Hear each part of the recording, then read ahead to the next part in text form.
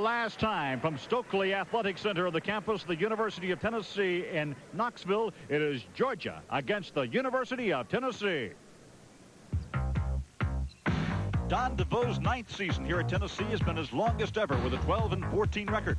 As he looks around Stokely Athletic Center for the last time today, he must be thinking of better days ahead for a team that has played most everybody close.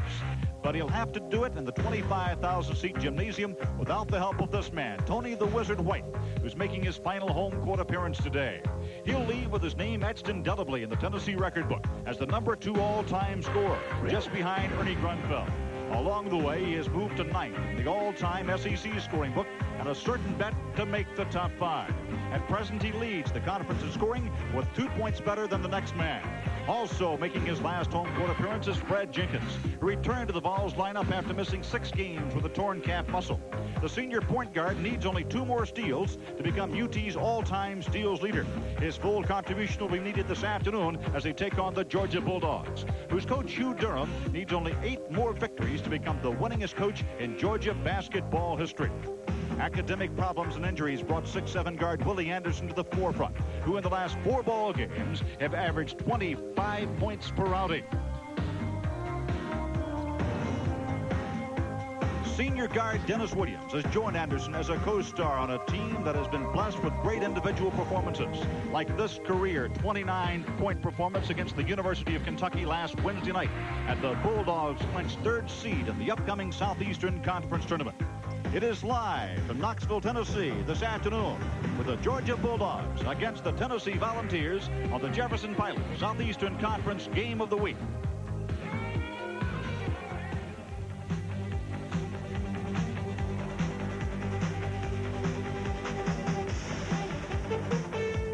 Jefferson Pilot Teleproductions presents exclusive live coverage of Southeastern Conference basketball. Today from Stokely Athletic Center, the Tennessee Volunteers take on the Georgia Bulldogs.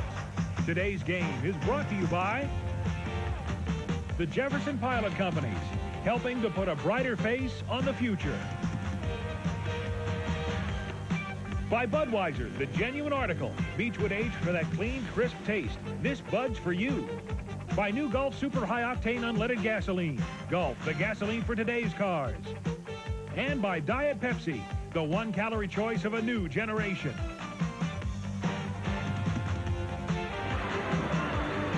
For the last time, the sounds of Rocky Top will echo from the walls of Stokely Athletic Center as the Tennessee Volunteers take to the basketball court. After 29 years, this is the final farewell to an arena that has seen the Volunteers win 315 ball games and lose only 69. The great ones have coached here. Rupp, Mears, Knight, Crum, and the others. The great ones have played here. Keene, Whitby, Grunfeld, Davis, Howe, West, Barkley, Person, Macy, Newman, Givens, Marovich. Hi, everybody. I'm Ralph Packer. We're live today from the Stokely Athletic Center, and working with me is the man whose name belongs along with the great ones. A man who was an All-American at the University of Kentucky. He was the all-time leading scorer at the university. He's the 6th leading scorer in the Southeastern Conference. All-Pro in the ABA. All-Pro in the NBA. And it is, of course, Dan Issel. And Dan, as we begin this afternoon, we look at the Southeastern Conference. Besides 1, 2, 3, and 10th seeds, everything else is up in the air. It sure is, Ralph. Of course, Alabama, Florida, and Georgia have wrapped up the top 3 spots. Mississippi State is in at number 10.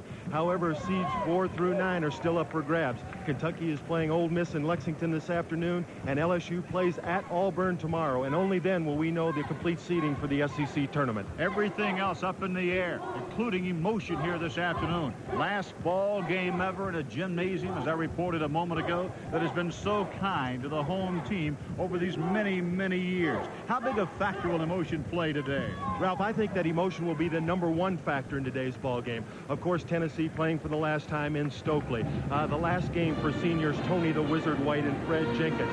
Tennessee's coming off a terrible loss to Alabama. They think a win today and a good showing in the SEC tournament can salvage an otherwise disappointing season. Georgia, on the other hand, has already won 2 emotional games of their own. Today's game has no outcome on where they finish in the SEC, so Coach Hugh Durham will have to keep them up for today's game. It has always been a big rivalry between the University of Tennessee and the University of Georgia, even grown more so when you throw in the fact of DeVoe and Hugh Durham and the games they have had over the last few years. Georgia, as you mentioned a moment ago, coming off of a big emotional game Wednesday night when they won their 7th home court game over the University of Kentucky Wildcats and clinched the 3rd place seed in the SEC tournament that begins next Thursday night in Atlanta. So stand by now for the starting lineups as the University of Tennessee hosts the Bulldogs of Georgia from Stokely Athletic Center for the very last time.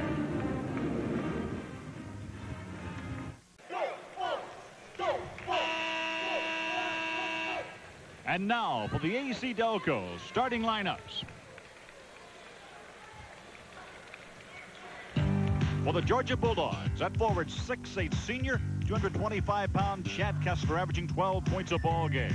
At the other forward is freshman Derek Kurtz. He's 6'6", 215, averaging 4.5. In the middle, Eric Burdett. He's a redshirted freshman from Greensboro, Georgia, averaging 5.2. Dennis Williams at guard, averaging 16.2, the leading scorer. And 6'7" guard Willie Anderson. Anderson's averaging 15.1 points a ball game. And the Georgia Bulldogs are coached by Hugh Durham, who has a record of 393 and 199.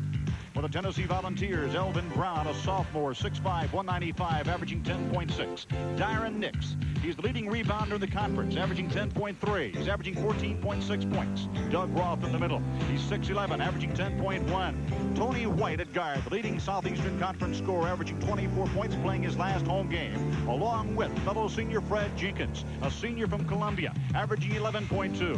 The head man for Tennessee, Don DeVoe, who has won 284 and lost 182 ball games. Dan, it is Georgia against the University of Tennessee this afternoon here in Stokely. That's our AC Delco starting lineups. Remember, start your car with the Delco Freedom Battery and Surefire AC Spark Plugs. Dan Issel, what do you look for this afternoon in Georgia and Tennessee? Well, I think Georgia would like to play an up-tempo game. Of course, with the injuries and the academic problems that they've had to reserve their fouls, reserve their strength, and have had to play a slow-down game. The last couple of games, Coach Durham has let them run, and I think that's what they'd like to do today, get back into the way that he would like them playing. Coach Hugh Durham and Coach Don DeVoe, 2 strong advocates for the Southeastern Conference Tournament. They want to get in that starts next week, but they'll have to finish up here this afternoon before over 10,000 fans in Stokely Athletic Center, where we'll have the tip-off for this afternoon's Southeastern Conference game in just a minute. You charge it. The officials for this afternoon's ball game. On your left is John Clarkerty, in the middle is Louis Garillo, and on the right is Mac Chauvin. This is Stokely Athletic Center, where for the last time, the University of Tennessee men's basketball team will play. The ladies team plays tomorrow, and then they'll host the tournament that begins week after next, at least the second round of it. In the last meeting, Tennessee lost to Georgia by 5 points. And Dan, that has been the history of the Tennessee team for the most of the point this year. They have been close, but no apples. Absolutely. Even though they are 6-11 in SEC conference play, Coach DeVoe told us that a point here, 2 points there, they could have a winning record. And I think their inability to win the close games is the reason they're at the bottom of the SEC standing. Georgia in red, the man in the actually burnt orange coat this afternoon, Don DeVoe. And that is the head man of Georgia, Hugh Durham, who's won 163 games, lost 105. And Kessler will jump against Nix. Dyron Nix, the leading rebounder in the Southeastern Conference. The tap, Georgia has it. The Bulldogs alignment again. Number 24 is Kessler. Kearse is 30, Burdett 4. Williams is 12, and Willie Anderson is number 40. This is Chad Kessler defensively for Tennessee. And Tennessee is opened in a man-to-man. They have Tony White trying to guard Willie Anderson underneath, and White has to foul him the very first possession. Number 1 in the ball game. What do you think that Hugh Durham will be trying to do with Willie Anderson as he takes on Tony White? I think, Ralph, no matter if Tennessee is going to play man-to-man, no matter who Tony White is going to be guarding, they're going to try and post him up low. With the average size of the Georgia team being in the 6'6", 6'7" range, they really don't have anybody for the 6'2" White to guard. Willie Anderson gets his first 2. Last time the teams played, he had 17 points. Fred Jenkins was injured in 2 minutes into the ball game down at Athens, Georgia. When he pulled a calf muscle, he's back starting. And Georgia opens in a zone. Fred Jenkins is 35. Elvin Brown 44. Darren Nix 31. Doug Roth is number 50. And Tony White is number 11. And a fine block by Willie Anderson. Willie Anderson is in the top 5 in the SEC in block shots. That's, of course, high for a man who plays in the backcourt. Tony White, they call him the Wizard. He's the man that has led Tennessee all year long. Doug Roth, he's been a big surprise for the University of Tennessee. He is from here in Knoxville, out of Carnes High School. Out of bounds, Georgia gets it. And I think the reason that Georgia is in the zone again, I think Coach Durham wants to conserve his 5 starters. He wants to conserve the fouls, and he would like to shorten this game. He would like to stay in this game playing zone and then open it up maybe in the second half. He calls this perhaps playing a 5-minute ball game rather than playing a 40-minute ball game when he does just this. Dennis Williams. This is Anderson, and it's 4-0. Willie Anderson has been Mr. Everything for Georgia. He scores when he needs to.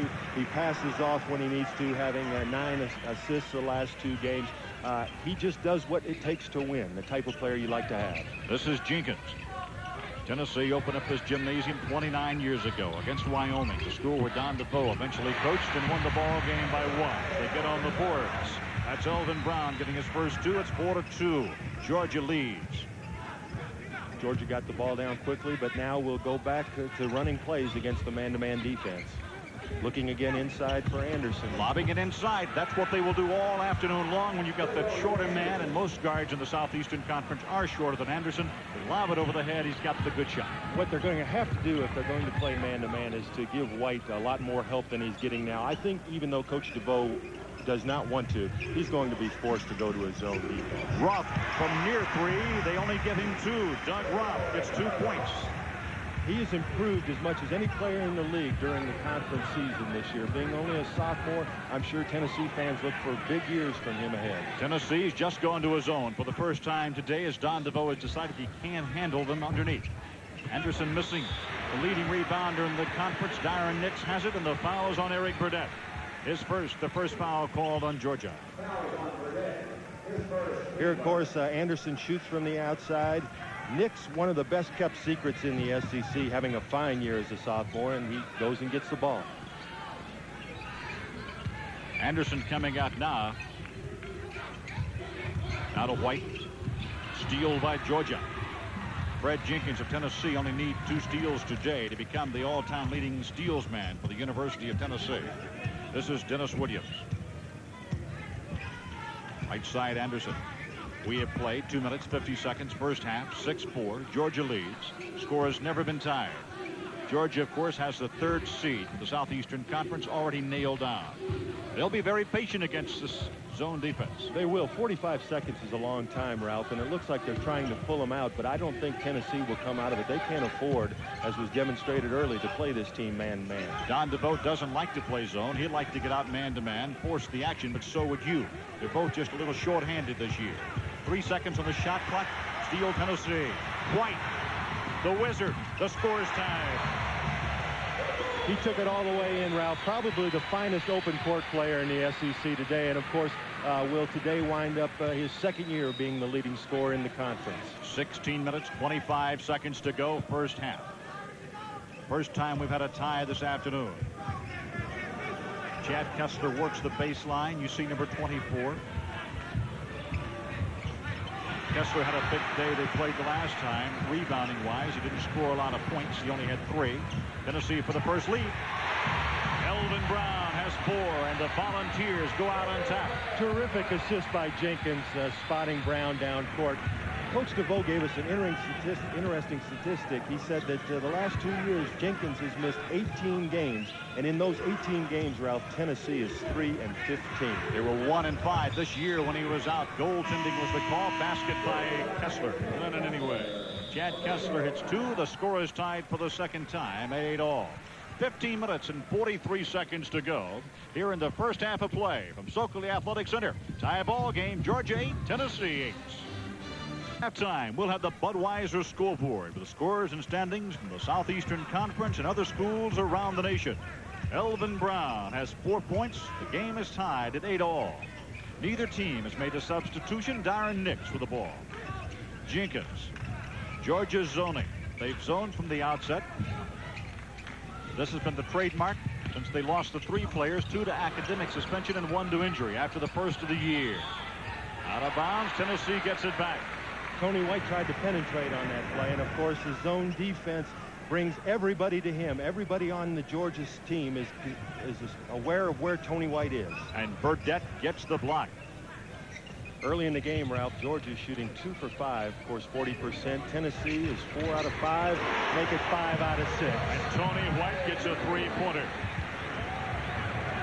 They're 1 of 1 from 3-point range, lead by 3. Neither one of these teams are excellent 3-point shooting teams, but if somebody out there can take them, it certainly would be Tony White on Tennessee. He's a man who can fire it up downtown Knoxville if he has to, maybe as far away as Sevierville. 14:43 to go, first half of play. Anderson. Williams for 3. The foul will be on Georgia. It's going to be on Eric Burdette. His second foul. Once again, Tennessee is getting good blockout position off of that zone. Sometimes it's difficult to do that, but they're blocking out their man first and then going over, forcing Georgia to jump on their backs. Tennessee hustling to front court. White. They're covering Darren Nix pretty well down underneath. It's Burnett, even with 2 fouls, not giving up on him. This is Jenkins. Put it Tony White. Jenkins played pretty well since he returned to the Tennessee alignment. This is his 6th ball game since he returned. Darren Nix. 12 seconds on the shot clock. This is just for 2. But it's 2 that goes in as Elvin Brown has 6. It is 13-8. Tennessee by 5. Emotion is in the eyes of the Tennessee Volunteers. I think that's definitely the situation here. Georgia knows that they can't go any higher or fall any lower no matter what the outcome is today, and it's kind of showing up in their effort here early in the ballgame. Now the other night when they played Kentucky down in Athens, it was the other side. They had the emotion fire in their eye. Burdette. Rebound Roth. Tony White, 3-on-1. Out of bounds. Georgia will get it back. The pass from White to Brown was just a little high. Tony had trouble getting that one off, I think. Elvin Brown is 3 out of 3 in today's game. Ralph, I think he's the star of the future in the SEC. He only played 1 year of high school ball, and he's just a sophomore now, and is having a big effect on the Tennessee game. He's out of Elizabethtown, Tennessee, or Elizabethton, Tennessee, as some folks call it down here in the Volunteer State. 13:06 to go. First half of play. Pierce with the ball. He's been a big surprise for Georgia, too. This is a man who's played well for them, Kessler, but not against Tennessee this afternoon as it's tapped in by Kearse. Well, Kessler missed his shot, and Georgia sent 4 people to the offensive glass that time, and Kearse laid it back in. Georgia's opponents are having fewer rebounds than any other team in the Southeastern Conference this year, as they're rebounding only 30.7 a game, while the Bulldogs have pulled down 36 a game. Out of bounds, and Georgia's going to get it back. Another wide pass.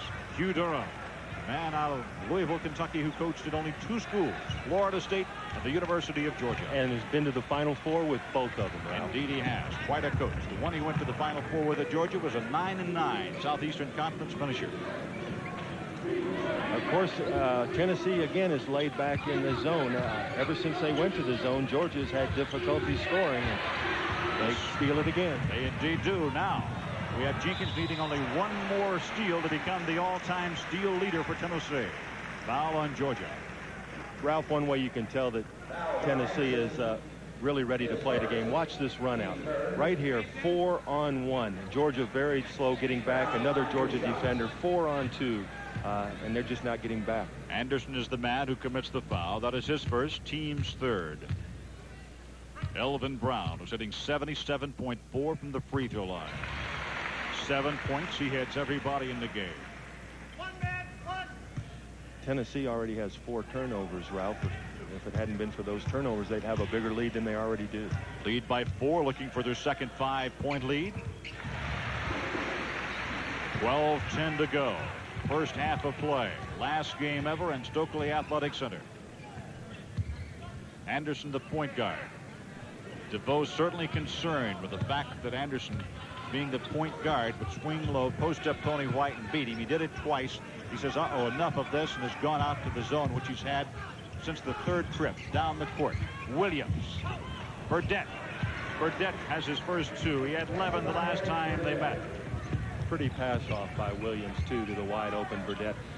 Both Burdette and Kearse were forced to play when Georgia had the academic problems and the injury to Dunn. And since they've been inserted in the starting lineup, they've played pretty well. Darren Nix. He's in the top 12 of scorers in the conference.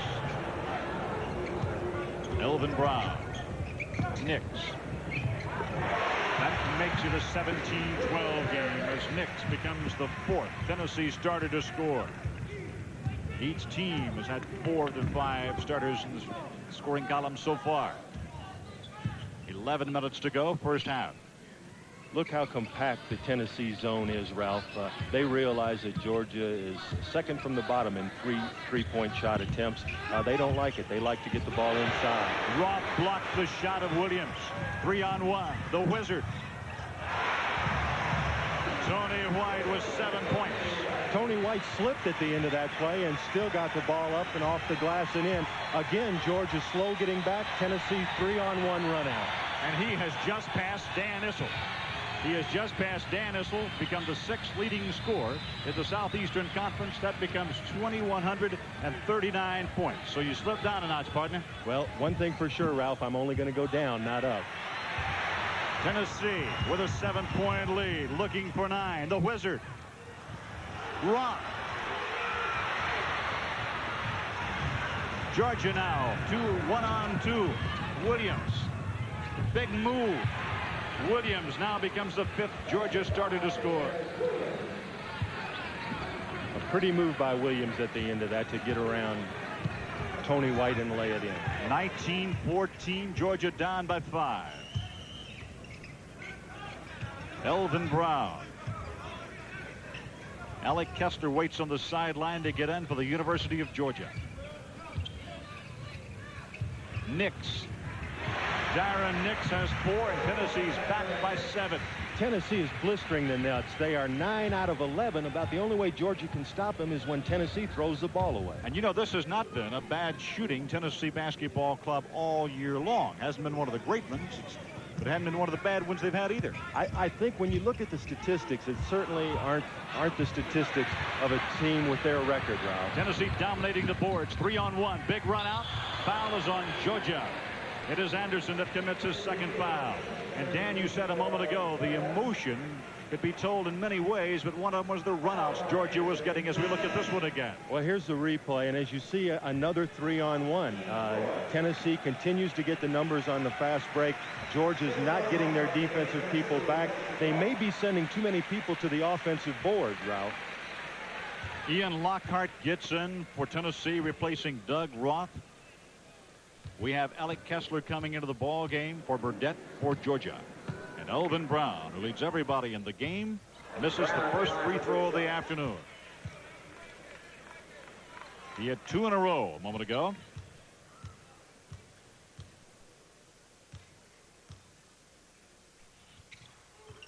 He has 9 points. 9 minutes, 3 seconds to go from Knoxville, Tennessee. The Georgia Bulldogs look to the scoreboard and find that they're down by 8 at 22-14. Well, the SEC tournament begins next Thursday night over in the Omni in Atlanta. Tournament tickets are still available. You can get them by writing 100 Teakwood Drive, Northwest, Atlanta, Georgia 30303. $75 per person, 9 ball games, plus $5 handling and postage per order. Or you can go out to the Omni and pick them up. We look forward to seeing all of you over in Atlanta next week. Tony White, a few minutes ago, became the 6th all-time scorer in the Southeastern Conference with this shot. And among the people that he passed when he came up with that point was Dan Issel, my compatriot of this afternoon, number 44. What did you weigh there, Huss? About 50 pounds less than I do right now, Ralph. Of course, you have to understand that was also about 18 years ago. Dan Issel making his debut this afternoon as a Southeastern Conference color analyst. Pleased to have him along. 22-14. Anderson, Curse. Tennessee zoning.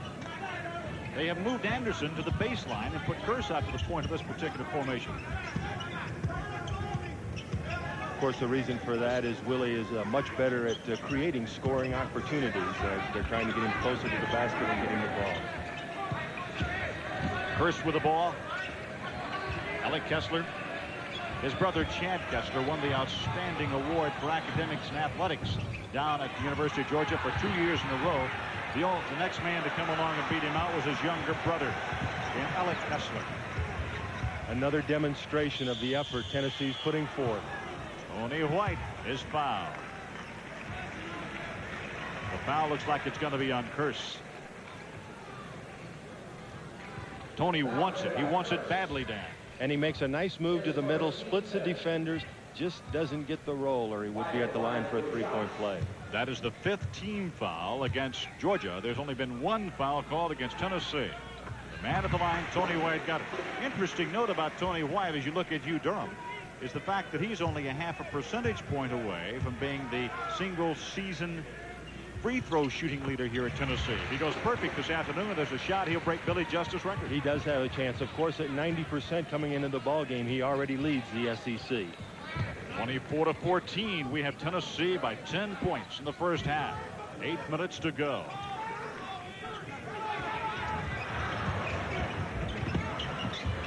Kessler. Another fine pass inside by Dennis Williams to get the ball to Kessler. Cuts it back to 8 at 24-16. Dyron Nix. 6 points, and Nix slammed it so hard he brought the ball down his forehead. Did you see him rubbing it? What an athlete he is, Ralph. That ball was way too far behind him, and he got it and still was able to dunk the ball with great force. They're checking the ball for air. He might have knocked the air out of the ball, Ralph.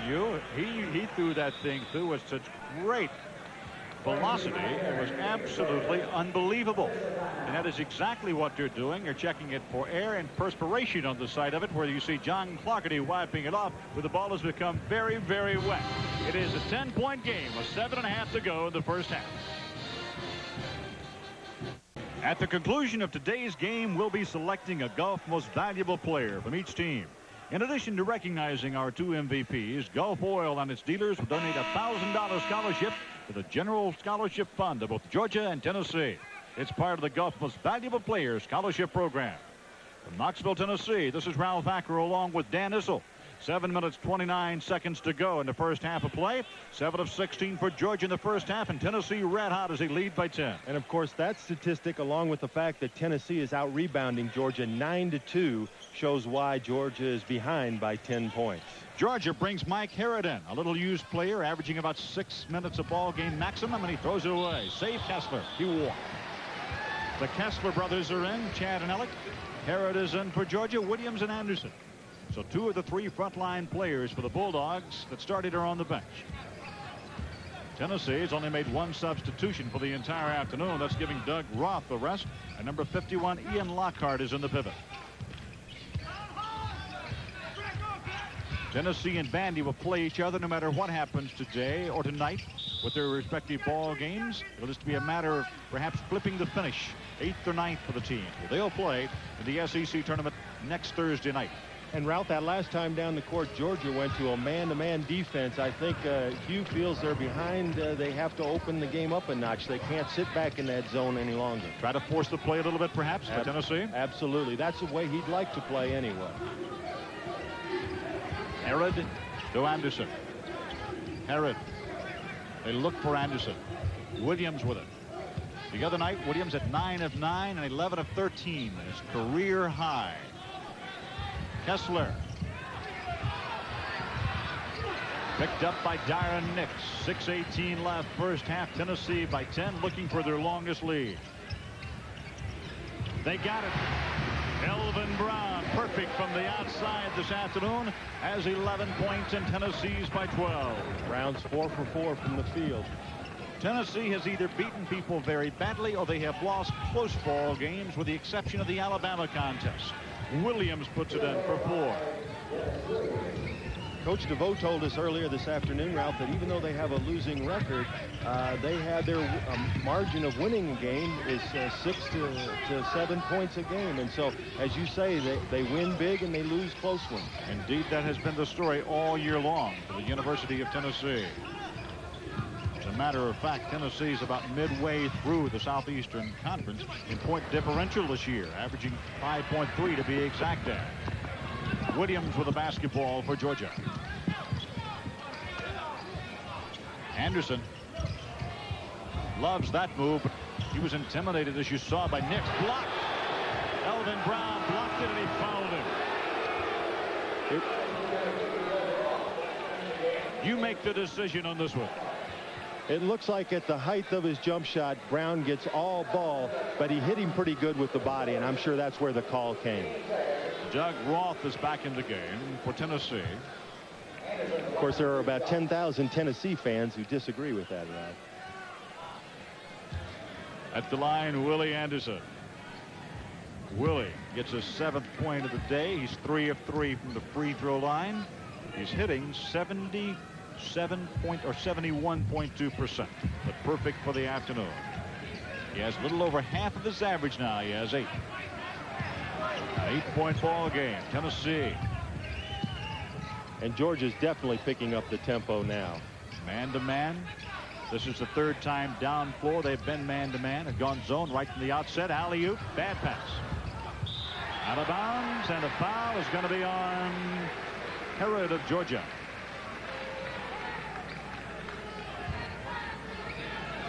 Dan, on the year, Tennessee, we'll talk about this in just a moment. Let's look at this play. Well, of course, White was in position to get the errant pass, but obvious foul. On the year, Tennessee has out-rebounded Georgia by half a rebound a game. They are 3rd and 4th, respectively, in the Southeastern Conference, but today's a different story. That's right. Tennessee is out-rebounding Georgia right now, 10-4. And Kessler comes up with his 2nd field goal, 4th point. Cuts it to a 6-point game, and Georgia seems to get the momentum now. Of course, going back to the rebounding, Nix is the leading rebounder in the SEC, 12th in the nation.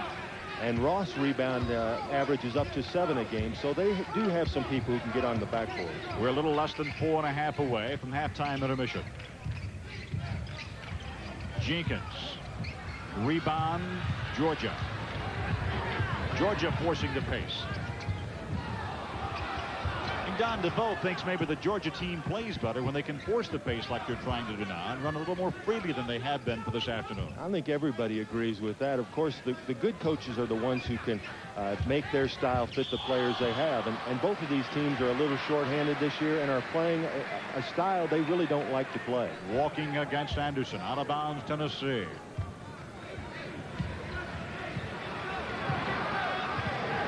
This is a league this year that really does not have a premier big man, with the exception perhaps of McKee over at Alabama. But boy, you look at big men, it's going to be a league that is loaded next season. As Elvin Brown has 13 points, and what a first half he's having. Elvin Brown's putting on a clinic out here today. He is 5 for 5 from the field. And it's an 8-point lead for Tennessee. We've got a foul on the Volunteers. Elvin Brown is the man who commits it. It'll be number 2 on him. That is only 3 fouls on Tennessee. 3 minutes, 33 seconds to go in the first half of play. And the final home stand ever in Stokely Athletic Center for the Tennessee Volunteers. They're on a tear, leading by 8 with 3.5 left. Tomorrow we have a special Sunday telecast to close out our regular season as LSU travels to Auburn in a game that could determine an NCAA tournament bid for both teams. That will start at 2 p.m. Eastern, 1 Central. It'll be with Tom Hammond and Joe Dean.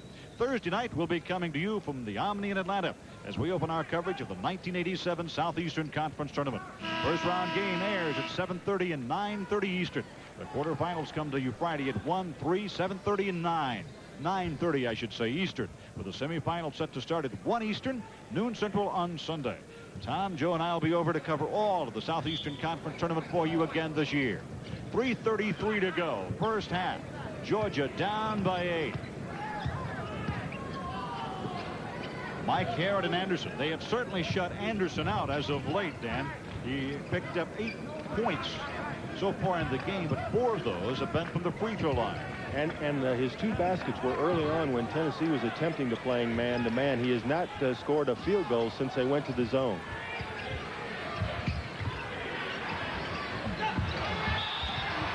The foul will be on Georgia, and it's going to be on Chad Kessler for pushing off.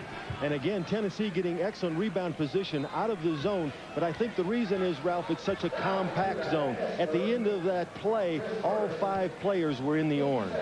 That is a 7th-team foul, Dan. They'll have to go down to the other end of the court to fire it up. The first bonus shot of the afternoon. Willie misses everything, and of course Roth goes up at 6'11". He can keep both the Kesslers off the backboard. And Doug Roth is up the line. He hits 67.4% on the year. And you were talking about the big men in the SEC earlier. I think this Doug Roth will be a player before his career is over here at Tennessee that will be one of the better big men to play here. And a big night against Georgia in Athens. I think this man who just got the rebound, the red-shirted freshman Kessler, by the name of Alex, is going to be a good one also. 4-point student at the University of Georgia. 2:54.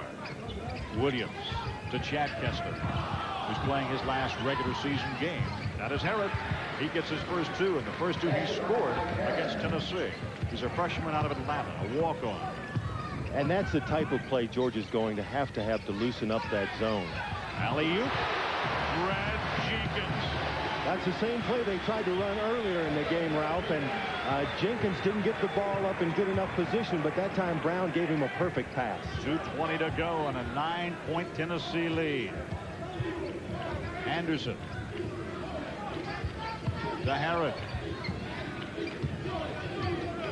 Tennessee giving good help down along the baseline to keep Anderson, forcing him to the outside to get the basketball even. Anderson with it now. Kessler. Good move as Chad Kessler is 6. Pretty pass inside. Kessler got open in the seam of the zone, and Willie got it to him. The big man at Georgia when you were playing, Dan, was Leapart, wasn't it? Leapart? Right there. He was at Georgia, and Tom Borwinkle, who does not look too unlike Doug Roth, was the center for the Tennessee Volunteers. 35-26, a minute 39. People say this is a hard gymnasium to play in for the visitors. Did you find it so? It was terribly difficult my sophomore year, Ralph. We had Coach Rupp's worst defeat here my sophomore year. We lost by 28 points. Foul underneath the goal. Don DeVoe watches the foul occur. It's going to be on Tennessee. As you know, Coach Rupp was a very superstitious man, and we stayed at the old Knoll Hotel downtown for years and years and years. My sophomore year, we moved to a new motel close to the campus, and we were beaten by Coach Mears and the Volunteers by 28 points. My junior year, we were back downtown at the Knoll Hotel. You don't mean to tell me Coach Rupp was that superstitious? Well, the man in the brown suit. That foul on Tennessee was on Dyron Nix, his first. Alec Kessler. This afternoon, he has 2 points. Make it 3. 35-27. Was Coach Rupp as strong a disciplinarian as he appeared? Absolutely, and I think that was the key to his success. He had a great rivalry with Coach Ray Mears here at Tennessee, didn't he? He hated to lose to Tennessee worse than any other team we played. And we were very fortunate during my career that game my sophomore year here was the only time we lost. 35-28. Georgia's on the short end of the stick now. Tony White. He does it all, as Joe Dean says, as he comes through with number 11. He has such great leaping ability, such good ball handling ability that it's impossible for one man to stop him now. A minute to go, first half of play. Tennessee out by 9. Williams, 3 points. Nix on the rebound. Jenkins.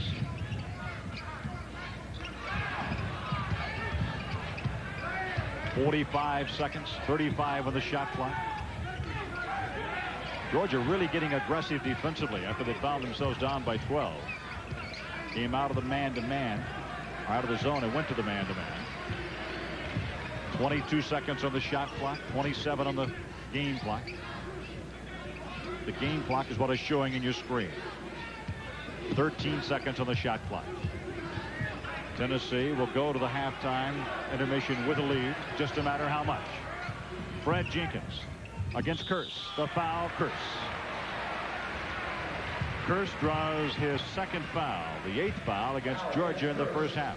Jenkins is a playmaker for this team, and when he drives, he's trying to find somebody to dish it off to, but he's an excellent shooter himself. He's shooting 54%, so he can shoot the ball if he finds no one to dish it off. Now, Curse is averaging 4.5 points a game. The man who committed the foul is averaging 6.1 since he became a starter. Fred Jenkins. And until he became a starter, he had only played 14 minutes at the University of Georgia. And again, the problems that Coach Durham had has just forced this young man into more playing time. Dyron Nix. What a half for the Volunteers. 40-28. 12-point lead. Williams. It goes 40-30. Basket will count. 6 points for Dennis Williams as they go to the dressing room with smiles on their face. Don DeVoe looking back to the officials, questioning as to whether the basket should have counted or not. The officials say no doubt about it, it is there. Hugh Durham also checking. It's going to count, Hugh. You've got a 40-30 basketball game. Hugh's question is not whether the basket should have counted, Dan, but whether it should have been 3 points or not. It was awfully close to the line, and he knew it was good, but he was hoping it was 3. So after a flurry of baskets by the University of Tennessee, great shooting by the Volunteers, a big half by Elvin Brown of 13 points. They lead by 10 points. Let's look at it again.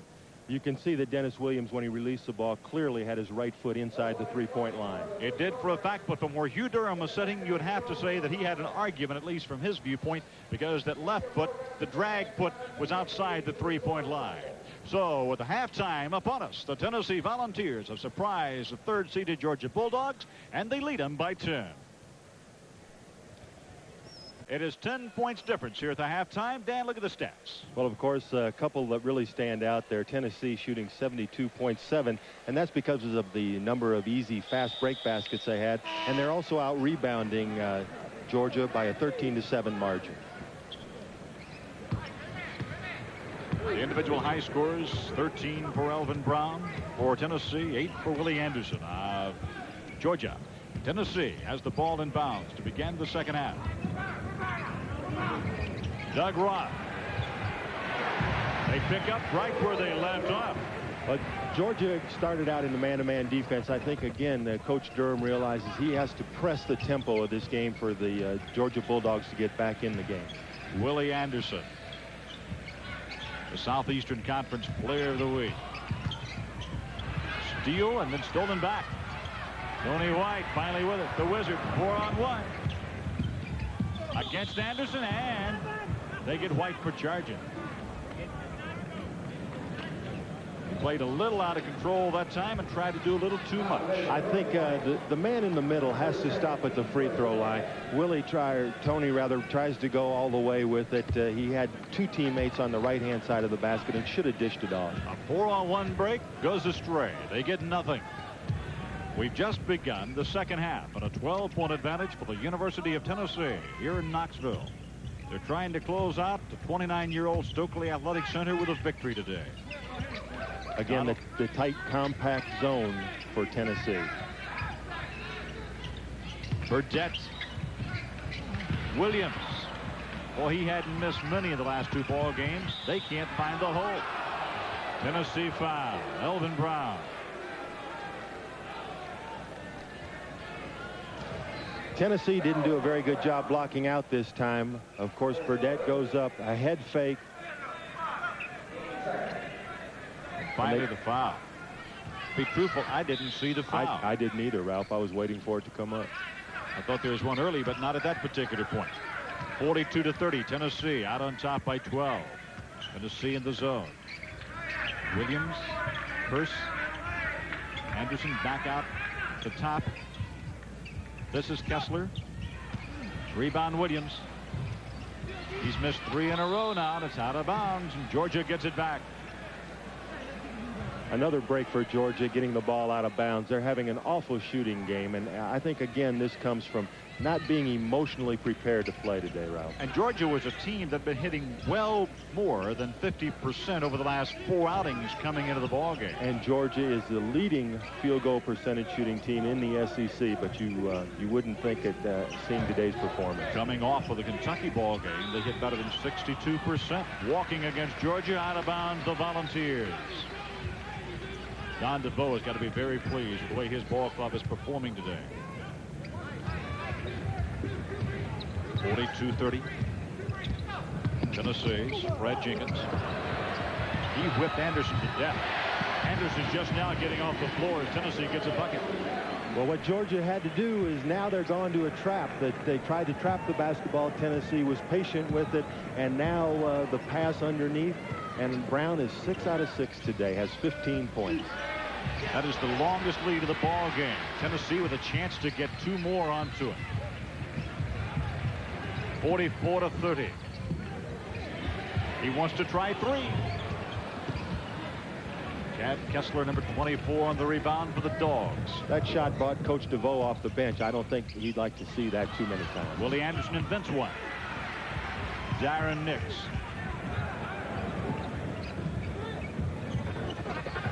Fred Jenkins. Georgia having to press even more off of that man-to-man. Elvin Brown, what a game. 17 points for Elvin Brown. Elvin Brown is on fire. He's having the same type of night that Dennis Williams had against Kentucky Wednesday night. He's 7 for 7 from the field. Turnabout is fair play, I guess, as Williams goes for 3. He's missed 4 in a row. Chad Kessler. Tennessee again with the ball. Darren Nix against Anderson. He got it. A foul. Basket counts.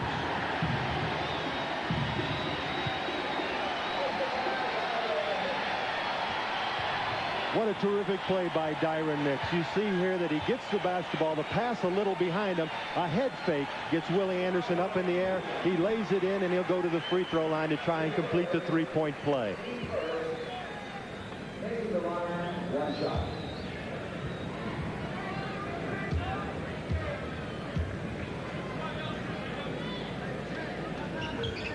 Darren Nix at the line misses a chance to give Tennessee a 19-point lead.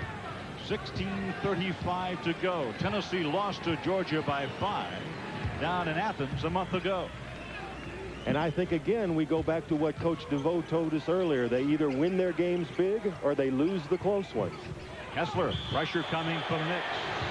Ball out of bounds, but a foul on Georgia. Technical foul on Coach Durham. The foul was on Kearse. The technical on Hugh. They've got this place rocking. The old house, and the last performance by the men's basketball team is rocking this afternoon in Knoxville. Ralph, we talked about it at the very top of the show. Emotion. Emotion is the prime factor in this game. Tennessee wants to see Tony White and Fred Jenkins go out with a win, and they want to go out of this building with a big victory today over Georgia. It is there. Hugh Durham. Tie undone. He knows he has a 3rd seed locked down, but he doesn't like the way his team's performing. Tony Wright, 13 points for the Wizards. The thing that I missed this afternoon is the band hasn't played Rocky Top a lot. I'm sure we're going to hear it before this one's over. 20-point lead for Tennessee.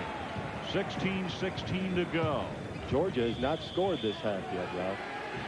Foul on Georgia underneath. They have Williams for holding. Tony White is now the 6th on the Vols all-time scoring list, too. We said earlier he is a cinch to keep on moving on up the list. Actually, he's number 2 in the Vols. Right. He is 6th in the SEC now, and he will continue to move up that ladder. I don't think anybody will ever catch the man on top, though. Pistol Pete. He fired it up even when the game wasn't going on. The shot is right wrong. It'll count, and a foul. That's a 22-point lead, Volunteers.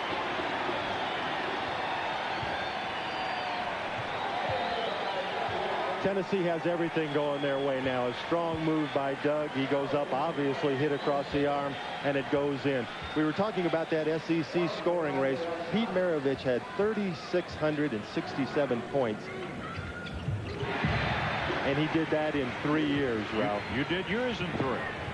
That is there. Doug Roth comes on with number 8 and a 23. Who would have believed it? Point lead for the Volunteers. Willie Anderson. Tennessee. They dominated it. Someone once said Roth couldn't throw at the end of the court, one to the other. He didn't that time. Kessler, steal Tennessee. White tries it. Jenkins. Tap. Oh. Elvin Brown, he has 19 on the way to what might be his biggest game ever, which was 21 against Ole Miss. And did you notice the effort? Even though Jenkins had the easy layup, he kept running and got the easy tip in. 10,000 plus are into it. Williams is fouled by Roth as he gets it. Here comes the play. White gets the ball, looks down the court for Jenkins. Jenkins appears to have an easy layup, but Brown doesn't give up on the ball. He follows it in. 8 for 8 now from the field for Brown. He's going to want a tape of this game, Ralph. You ought to have one. Kessler. Roth. 23-point lead for Tennessee. They led by 25. Just under 15 minutes to go. This is just about the kind of whipping they got the other night against Alabama when Alabama wanted to sew up the conference championship. And you know, with the exception of the 2 Alabama games, Tennessee has played just about everybody in the SEC close.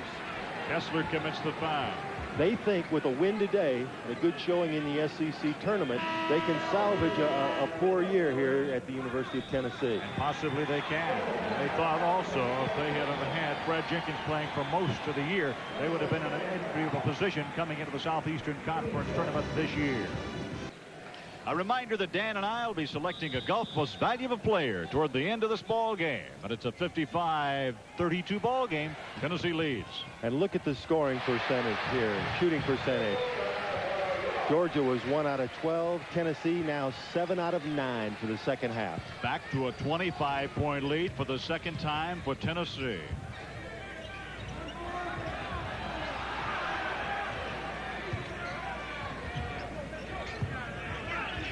Alec Kessler, Williams. Williams, he's a man that can invent some shots. Comes up with number 10. He made a nice move to split the defense, get inside the zone. Of course, Tennessee has been in that compact 2-3 zone ever since about the second minute of the ball game. Smart coaching move that particular time by Don DeVoe when he did it. It really was, and Coach DeVoe told us before the game he wanted to play man-to-man. That's the way he always wants to play. It is there. Jaron Nix has 12. But he was smart enough to know that there was no way he could stay with Georgia man-to-man. Don DeVoe was telling me that he tried to recruit you when you were at Batavia. He, at that point, was with the West Point with the military academy, and I was interested till I found out I had to serve 5 years in the Army when I got done, Ralph. Instead of that, you served 5 years in the ABA, then went to the NBA. There it is. Tony White, 2 more as White has 15. The average is 24. On his way, as Dan told you at the top of the program, to becoming the leading scorer in the Southeastern Conference for the second consecutive year. And Tennessee had a 3-on-0 that time, Ralph. They could have drawn straws to see who got the layup. 27-point lead. Blocked by Nix. They give a goaltender. Let's look at this one. Of course, Tennessee doesn't agree with this call, but I don't know. It looked like it could have been on the way down. But one thing, even if it was goaltending, he intimidated the player, and they won't bring it in there the next time. Brown. Now we would have had offensive goaltending. That was the call underneath there. Dan, what is the major difference in calls made between college and professionals? I think the biggest call is the block charge call, Ralph. I think the NBA has what they call a flop. And if the contact isn't such that a player actually gets knocked down, there will be no call at all. And I think that's one area where the pros have it over college. There are too many situations, I think, in college basketball where a player will run up and try to draw the charge. And I'd rather see a more wide open game. Walking, Tennessee now has gone down the court twice without getting it. They're getting a little ragged now when they've gone out to a 27-point lead. And Coach DeVoe's up off the bench. They're excited with this big lead and have kind of gotten, even though they want to keep the tempo up, they've gotten a little carried away with themselves. And he just reminded them to slow down a little bit. Anderson. Kessler. He gets it. He'll have a chance to make it a three-pointer as he's fouled. Hugh Durham just goes to the cup for a little drink. Alex Kessler certainly hasn't given up. He's working on the boards. Little fake. Gets Roth up in the air, and he's fouled, and he's at the line with a chance for the three-point play. Alec Kessler at the line. He gets 56.7 from the field, almost 73 from the free throw line, and he has number 8. You know, with 12:22 to go, Georgia's down 20 points. We've both seen teams make bigger runs than this with less time. That's for sure. And I think one thing they have to do, Georgia, to get back in this game is to cut down on the runouts. Tennessee just getting too many easy baskets, too many layups. Wednesday night, we saw the same thing in reverse. Georgia was getting a lot of easy shots against Kentucky, 16 layups in that game. Tennessee's getting the easy shots today. The foul was on number 23, Mike Herron. He goes out of the ball game. Back in for the University of Georgia, actually in for the first time, Milt Blakely. Blakely is a junior college transfer, a junior out of Greenville, South Carolina. The thing Georgia's going to have to do that they do not like to do, Dan, to get back in, is to try to hit some three-point range. Georgia has only taken 161 shots in three-point range this year, hit on 37.9 of those. White gets 17. The Wizard again jumped about 3 feet in the air to get that shot off, and even the taller defensive man cannot stop that. This is Williams.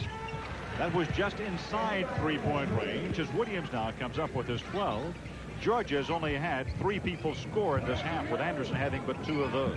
And you know, Ralph, they're not looking at the three-point line. They're going up if they're open and shooting it. But as you say, to get back in this ball game, they're going to have to become cognizant of that three-point line and make sure they're behind it. Home run. White knows where the three-point line is. He has got 20 big points.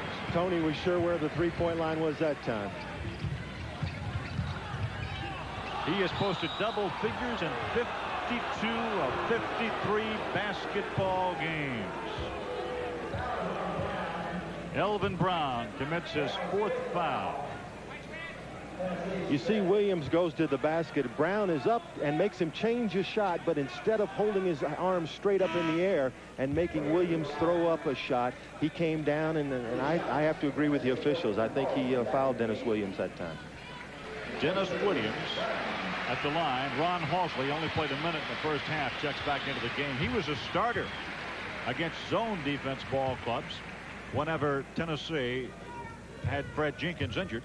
Absolutely. When Jenkins was out for the 6 games with his torn calf muscle, Halsley was the one who replaced him. Dan, over the last 8 ball games, Dennis Williams has averaged 19.9 points a game. Well, of course, as we talked about it early in this year, the first week in January, Georgia lost their leading scorer, and everybody on the team has had to pick up the slack. Tennessee leads it by 23. White with a rebound. The Wizard. 22 for Tony White. He knew when he let the first shot go that it was short, and he never stopped. He went right to the basketball, got it, and shot it the second time. You know he's averaging 24 a game this year. Last year he led the conference with 22.2. And Ralph, a lot of people think that that Tony White is just a gunner, but he's a team player. He'll look for the open teammate.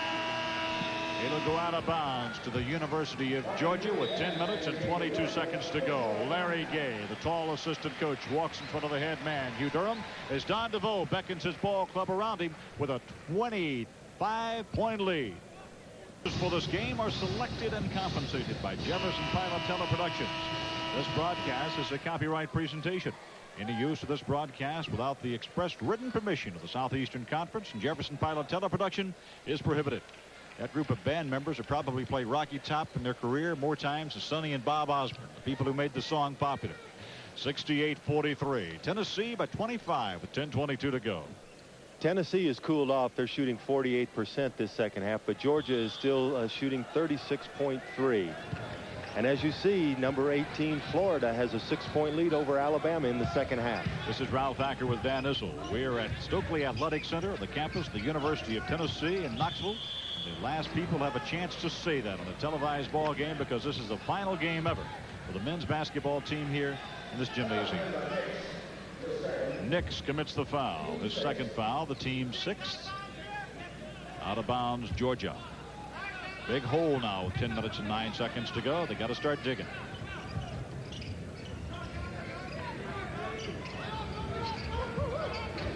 The steal by Jenkins, and he walked. He is now the all-time steals leader at the University of Tennessee. And you could see him just laying back and waiting for that one. When the pass was made across court, he was gone with it. Unfortunately, he got the ball caught on his hip when he was trying to take it up for the layup. This is his final home game. He's a senior, as is Tony White, the only two seniors on the Tennessee ball club. That is Alex Kessler. 68-45 Tennessee. The thing about the Southeastern Conference tournament, or any postseason tournament for a conference, is the fact that no matter what your season ends up like, and that's the kind Tennessee it has, is that you know there's hope tomorrow, Dan. Absolutely. And Tennessee, even though their record is not very good, as Tony White scores again off the glass, even though their SEC record is not very good, they have a chance to redeem themselves, and they will be going in the tournament off of a fine effort. Georgia, conversely, is going to go off into the tournament off a very flat effort as Tennessee gets another run out. The foul is on Herod. That'll be his third. Darren Nix with the outlet pass. And he gets it down, throws it over the head of Jenkins. Jenkins runs underneath it, and of course is hit across the arms as he tried to go up. It looked like he might have been too far under the goal to shoot. You know, Fred may be just half a stride slower now because of that calf muscle tear than he was before he had the injury. And the statistic that we gave you earlier really shows his importance. Many people probably feel that Tony White, and justifiably so, is the MVP of this team. But Jenkins, the 18 games he's missed the last 2 years, Tennessee was only able to win 3 of those games. 9 minutes even to go. Tennessee 72, Georgia 45. The block by Roth, the foul on number 50. That'll be his second. It'll be a 2-shot violation. Both teams are in the bonus for the rest of the ball game. Willie creates a scoring opportunity here with the left hand, a little too hard, but he goes and gets it. Roth again up in the air and has to foul.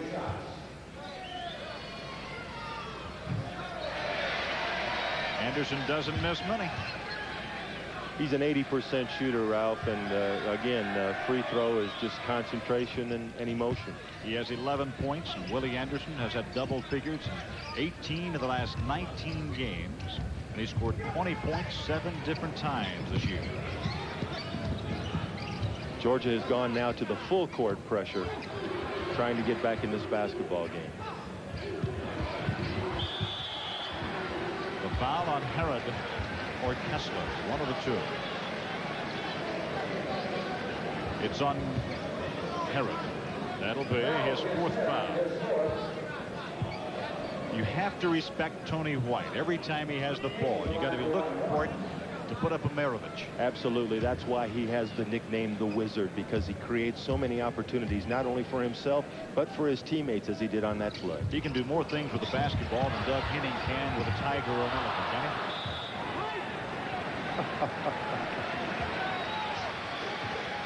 Roth with a good effort to get the offensive rebound off the missed free throw, but then he missed the bunny. 8:34.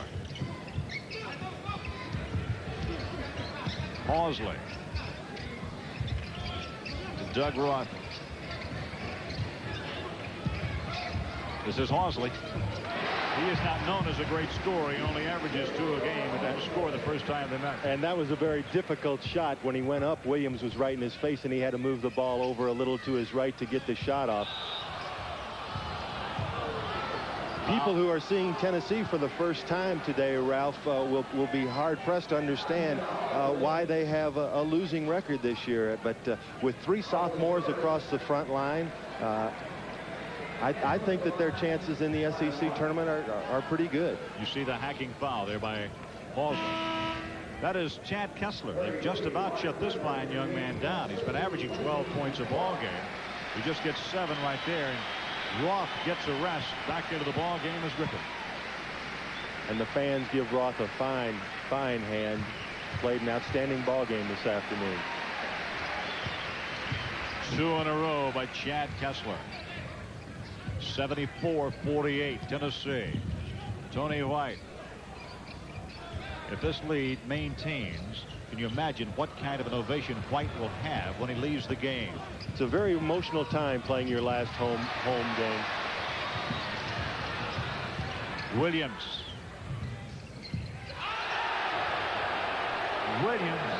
Ball rattled around. Kessler taps it. Tennessee's fans wanted offensive interference. Everybody here thought the ball was still on the rim. From where we were sitting, it looked like it was off of the rim, though, Ralph. I'll agree. This is Kessler. Tennessee now running gun just a little bit the last couple of times. Williams. The foul on Tennessee. If my memory serves me right, that is the first time that Georgia has had a fast break and had the numbers in their favor all afternoon. That could very well be right. Don DeVoe doesn't like the way his team is playing, so he's going to call a timeout and say, fellas, we've got 7:23 to go. So keep it all under control. You're letting it slide away here in Knoxville.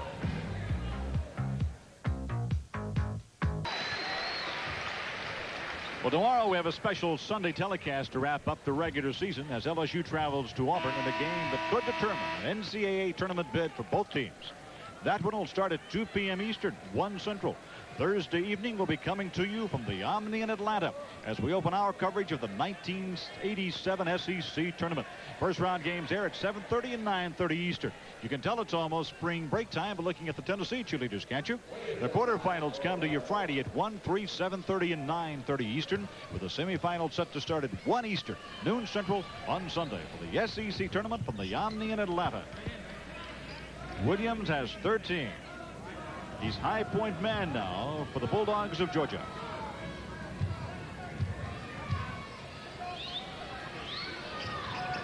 That makes it 74-52, 7:23 to go. A lot of digging to do for the Bulldogs.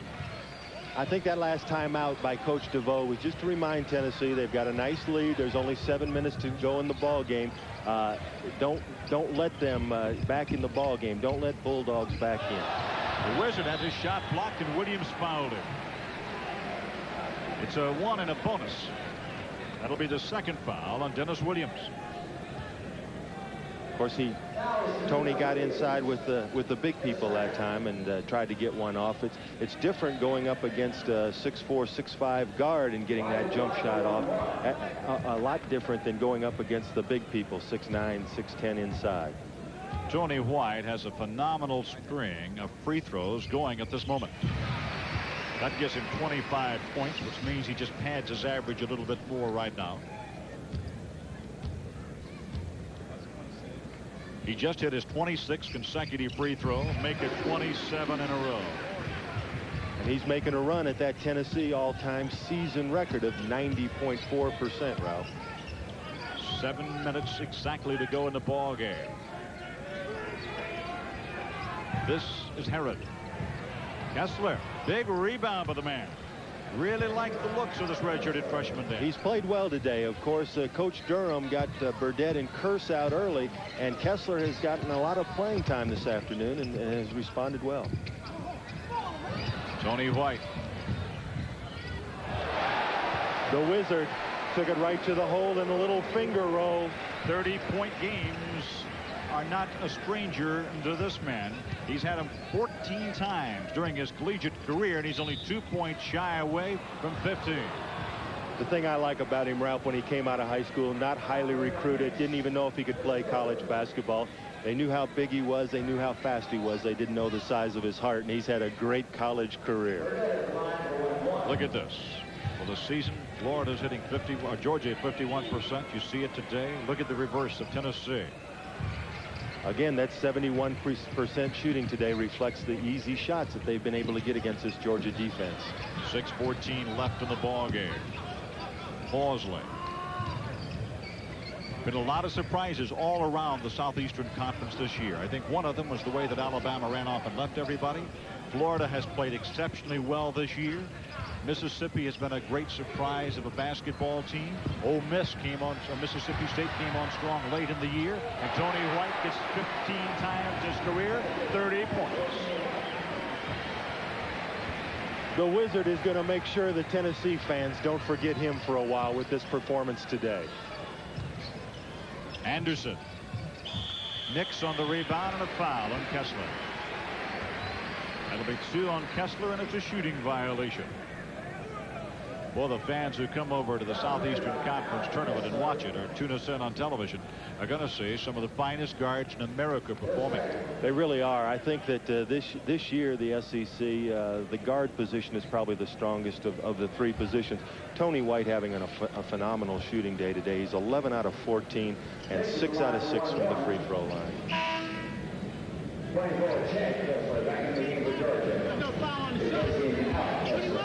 Nix up at the line. He has 1 in a bonus.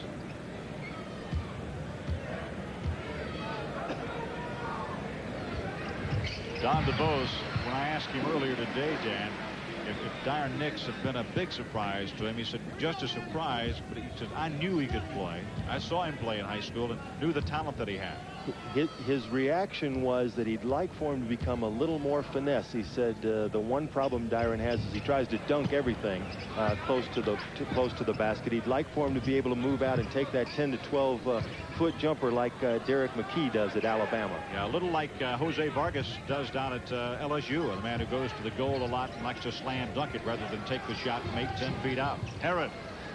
That's 4 for him. And Herod shot that shot under a lot of pressure from Darren Nix that time. I know they're going to lose White. Tennessee is going to have a problem replacing him. But the front line looks in good shape for Tennessee. They've got Nix and Brown and Roth for 2 more years here. The foul is on Tennessee. Foul's going to be on number 33. That's Mark Griffith, who is a sophomore out of Union City. He comes down, you'll notice, in a bit of pain after the foul. Gets his legs tangled up here. And that he could have been seriously injured on that play, getting your knee bent back underneath you like that. Error to combine. What is the injury, the one injury that's worried about most by a professional basketball player? I think it's definitely the knees. There have been so many career-ending injuries because of the knees, and the knee is just not made to understand something. Herod missing the foul shot and then committing one. That's 5 on him if my figures are down right. Yep.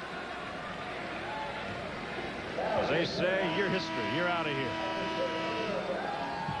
He's gone for the day. That's 5 fouls on him, and he goes out with 4 points.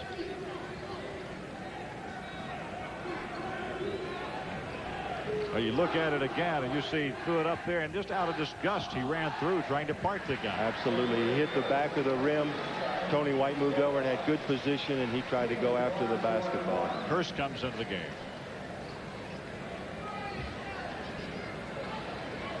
One and a bonus coming to Fred Jenkins. Well, if Georgia had been on Tennessee coaches Don DeVoe's mind, then he's certainly done a good job of preparing for them today. After a terrible defeat, the worst defeat of the year, the hands of Alabama the other night down in Tuscaloosa. This is Williams. Williams now getting 16 points. 81-58, 4:40 left. And that was a nice move down the lane and a little shot off the glass, but it might be too little too late as far as the Georgia Bulldogs are concerned. Tony White. 2 more for the Wizard. 83-58.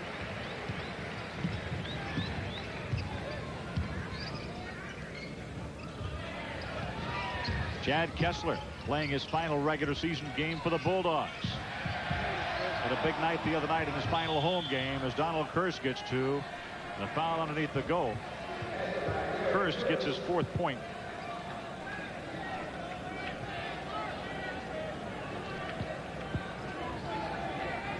Kirst grows up and knocks it in off the glass, and we've had a foul on the other side. Griffin will go to the free throw line with 1 plus the penalty. 1 plus 1 to Mark Griffin, who hit 63.6%. Ian Lockhart goes in. Darren Nix earns the applause. He gets a handshake from Coach DeVoe. Well deserved. This young man is going to be a star of the future in the SEC. Mark Griffith gets his first point of the day. Max Chauvin, the official.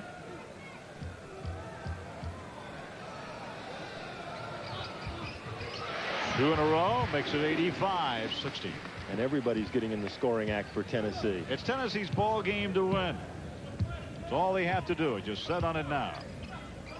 Leading by 25 points with 3:57 to go.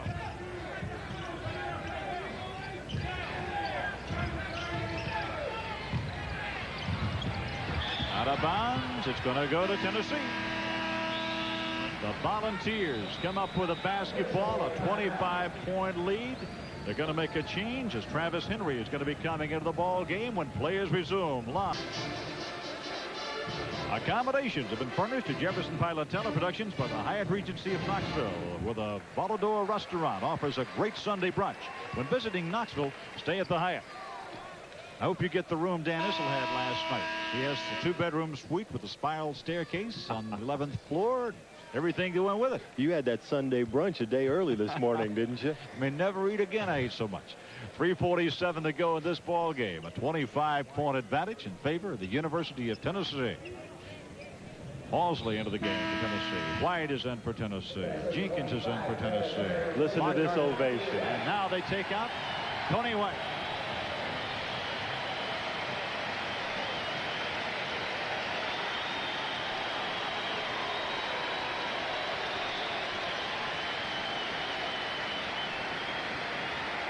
I guarantee, Ralph, that's a moment he'll remember the rest of his life. They say in the country song, tears feel like rain. I think that's what Tony White was doing as he went over to the sideline. 85-60 with 3:38 to go. Tennessee should have it safely tucked away. Just run out the clock from this point on. Jenkins is still in. He'll be the last senior to be taken out. Of course, they only have 2. Georgia with it. Anderson for 3. Up, they signaled 2. They changed him. And again, you see that their way of thinking. They don't concentrate on the 3-point goal. It hasn't been a part of their game all year long, and he was just inside the line on that shot. Halsley. Ron Halsley gets the 2 back. 3 minutes, 2 seconds to go in the Southeastern Conference game. 87-62. Alec Kessler. Williams, this is a home run try. Tennessee going with it. 2-on-2. Jenkins, great pass to Halsley. A terrific pass. He was giving Halsley instructions on the way down the court, and a no-look bounce pass in for an easy layup. 2:38 to go. The Volunteers continue to rock and roll. Alec Kessler. The foul is going to be on Travis Henry. His first.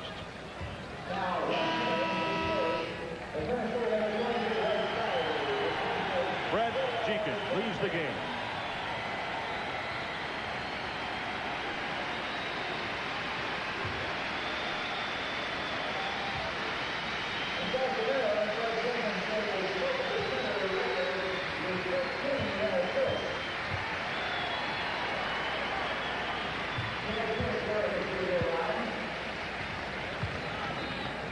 Nine points for Chad Kessler.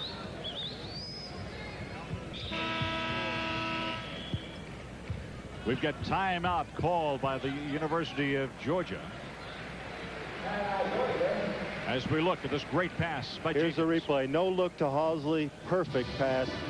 And as we said earlier, Jenkins would rather do that than score himself. 2 minutes and 30 seconds left in this ball game with a Georgia timeout. The first they've called this afternoon. They're down 89-64. Well, if this sign was read by the Tennessee Volunteer basketball players, the answer is a resounding yes. They have kicked the dog today. 89-64. 2:25 to go. Tennessee leads it. Travis Henry. Lockhart. The rebound, Georgia. Dan, Ralph, what do? You're down 89-64. You're on the short end of the stick. Can you stay interested? Ralph, it's interesting that Coach Durham has still got 3 of his starters in the ball game. I don't think he wants them to forget what they're going through this afternoon. He doesn't want them to hide over there on the sidelines. He wants them to be out there and take this thrashing. You know, they've come back from adversity all year long, and I'm sure that they'll come back into the SEC tournament next Friday ready to play. Anderson gets his 15th point there. A minute 43. 89-66. Henry, front court, out of bounds. It's going to go right back to Georgia.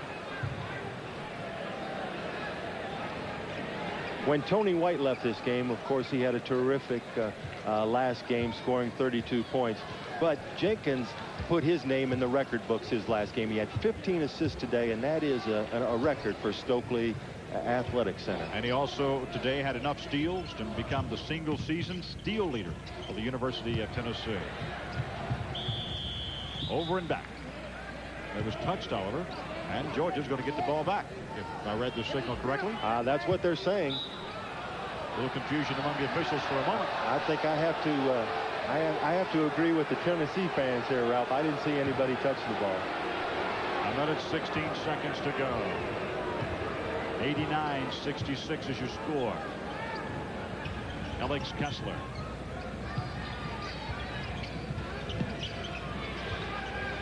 Blakely, Anderson, 3 if it goes.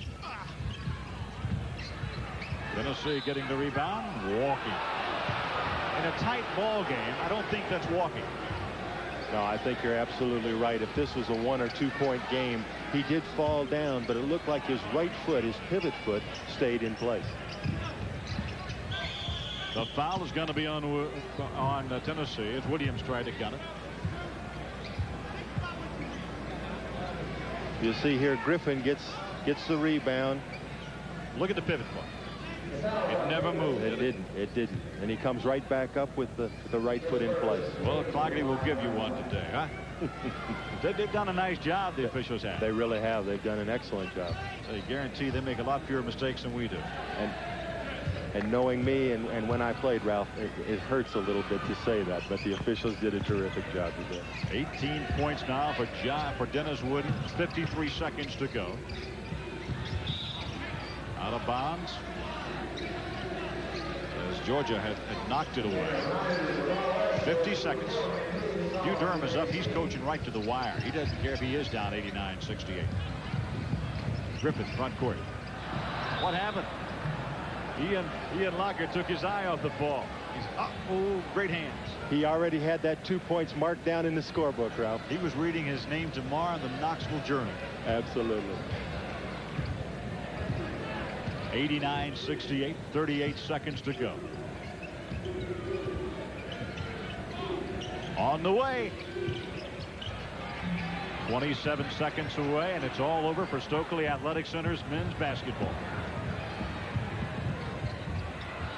The first time the Tennessee played in here, they beat Wyoming by 1. That has not been the case today. Williams, Tennessee rebound. Whoever's got the ball, do they get to keep it for the game souvenir? 5 seconds to go, out of bounds. Georgia's going to get it back. This will be by far the worst defeat Georgia has suffered this year. 3 seconds to go. The shouting can begin. Tennessee wins its 7th Southeastern Conference game. The Georgia Bulldogs lose their 8th Southeastern Conference game of the year. They're 10-8 coming in right now to the Southeastern Conference tournament. They trailed at the half and they lose the ball game 89-68. And Dan, after Don DeVoe went into the zone, it was just a matter of just controlling the ball game from that particular point on. When we talked to him before the game, you almost got the feeling he knew he couldn't play man-to-man. He tried it, did it for a couple of trips, but then when he switched to the defense, the compact defense, and made Georgia shoot the ball from the outside, that is when they took control of the basketball game. 89-68 is your score as Tennessee wins. We'll be back in just a minute and talk with Tony White and Don DeVoe courtside. Had 32 points, and Tony, you passed up the big man over here, Dan Issel, when you scored your 6th point this afternoon. Well, I really didn't think, when I was coming out of high school, that I would ever, be, a great offensive player. But, Coach DeVoe and the staff, they worked hard with me, and I took it very seriously. You were not a highly recruited basketball player when you came out of North Carolina, were you? No, I wasn't. It took a lot of, self-pride and, just working hard. And, Coach DeVoe and his staff, again, they just worked on the fundamentals, and I just came through. What was the difference in the Tennessee Ball Club today? Was it emotion that Dan Issel and I talked about? It was just the fact that it happened to be your afternoon. Well, I think that, the players, they play with a great, deal of intensity. And, with our size and everything, that's what we need, intensity, because we need to use, our quickness and, just run on people. They call him the Wizard. It's Tony White. Tony, you had a great finish here in Stokely Athletic Center. A great crowd came out. So next year, if you're not playing in the pros, all you can do is sit and watch him in the new arena. Know you'd like to have played there. Yes, I'm one of the alumni right now and everything, at the end of the season. And I'm going to come back, and support the University of Tennessee. What are your thoughts about Tennessee's chances now in the SEC tournament when you'll open with Vanderbilt? Well, trying to beat a team, 3 times in a year, it's going to be very tough. But if we come out, play with intensity that we did tonight, I think that, it's capable. We noticed a few tears perhaps steaming from the eyes over there when you got a great ovation when you left with about 3 minutes. Well, it's just a warm feeling, here. They accept me and everything, and I produce for them. And, Tennessee is a great place, to play basketball. Tony White, congratulations. Look forward to seeing you to perform next week. All right, thank you. That's Tony White. Don DeVoe, big win here for the Volunteers this afternoon. Oh, no question about that, Ralph. At the beginning, we had that difficult matchup, as we talked about, when we tried to play him man-to-man, and Tony just was too small to play Anderson, and there's nobody else he can play. But when we went to the zone, Georgia just didn't get the ball in the basket, and, of course, we were shooting a great percentage. And when that happens in the last game of the year, you normally win big. Coach, we talked earlier about you either win big or you lose the close ones. Today you won big. This is a nice springboard for the SEC tournament. Well, it is, Dan. We've now won our last 3 out of 5 games, but the 3 wins were here in Knoxville. What we need to do is to change the tournament site. We need to bring the SEC tournament here so that we can have a chance of winning it. But really, this was the type of game that we played this year.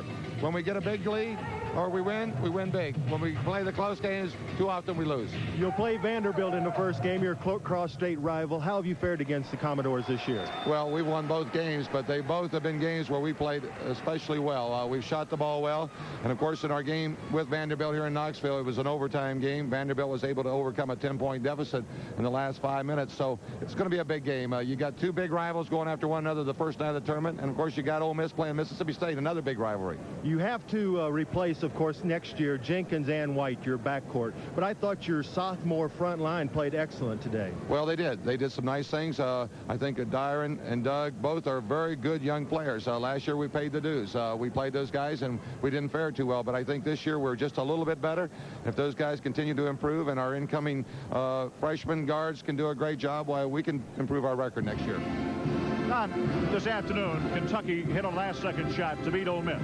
It's been that kind of year in the Southeastern Conference where the Alabama really ran off and left it. Florida gave them a chase for a long time, but it's a tournament situation where I think anybody could win. What's your opinion of that? Well, I don't know if anybody can just win this tournament. I think there's a lot of balance in the Southeastern Conference, but the number 1 and number 2 seeded teams have a distinct advantage in terms of the times they play, the type of teams they're going to play. But it is a tournament, and we've seen teams like Auburn in the last 3 years come from the first night and be able to push on. That's what we have to do. The tournament was designed for a team like Tennessee this year, a team that lost a lot of close games, a team that had some injuries, a team that is playing well at times.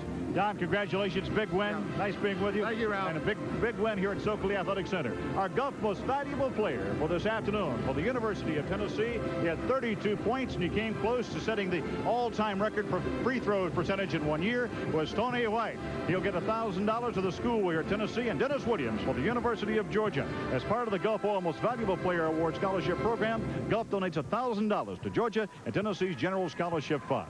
The final score from the University of Tennessee this afternoon, 89-68. The Tennessee Volunteers close out Stokely Athletic Center.